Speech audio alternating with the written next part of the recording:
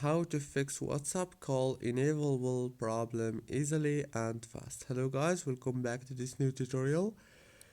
I'm gonna show you how to fix this problem easily and fast. First thing, open the settings on your phone, go to the apps manager, open the apps, and then go to the WhatsApp app right here. As you can see, now you have to click on this option here in the top. It's called force stop to stop running the app in the background. After that, you have to go to the data usage, and here you will find the network access of the WhatsApp. So you have to make sure to enable all the options. If one of these is not enabled, then you have to enable it. After that, you have to go back, click on the storage, and then click on clear cache.